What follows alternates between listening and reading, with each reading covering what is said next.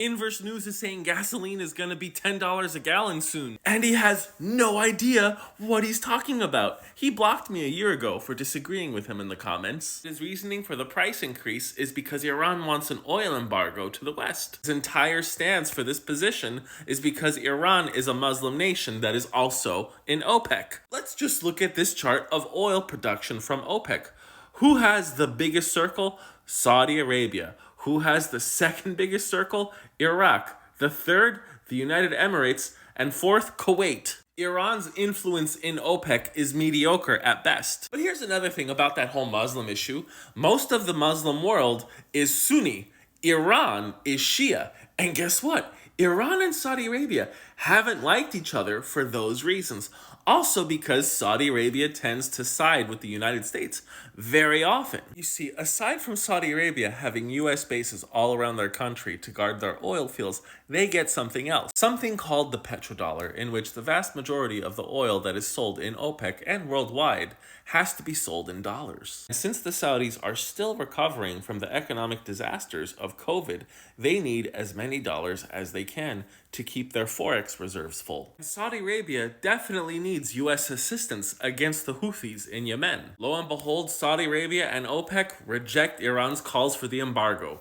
Common sense. I am not an economist, and I could have told you this was going to happen. Since that guy's post over a week ago, the national average price of gasoline is $3.29 per gallon. In a lot of states, it's below $3. In fact, Thanksgiving gas prices might hit their lowest levels since 2020. Despite Saudi Arabia and Russia's oil production cuts by millions of barrels per day, the price of oil just keeps dropping. They can't find a suitable floor for the price of oil. The biggest factor contributing to this is China's weak economic recovery after COVID and their real estate collapse. There's the fact that US oil refineries are starting to come back online slowly. So gasoline prices keep dropping, and we are nowhere near close to opening up all of the closed down refineries for maintenance. If you didn't know, refineries are what turn crude oil into gasoline. So the more refineries are up and running, the cheaper the price of gasoline. Then there's the fact that we are approaching near record level demand for diesel, making it very expensive and profitable to refine. And when you are refining crude oil to make diesel, you are also making gasoline, so it's a nice little byproduct, meaning that gasoline inventories are starting to rise. But the two biggest facts that Inverse News has omitted in his presentation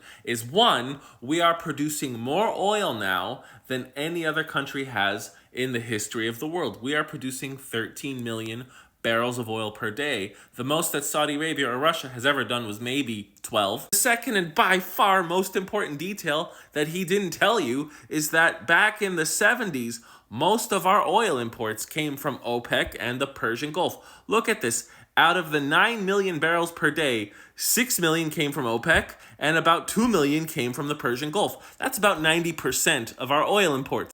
But would you look at how those numbers have dropped to almost nothing?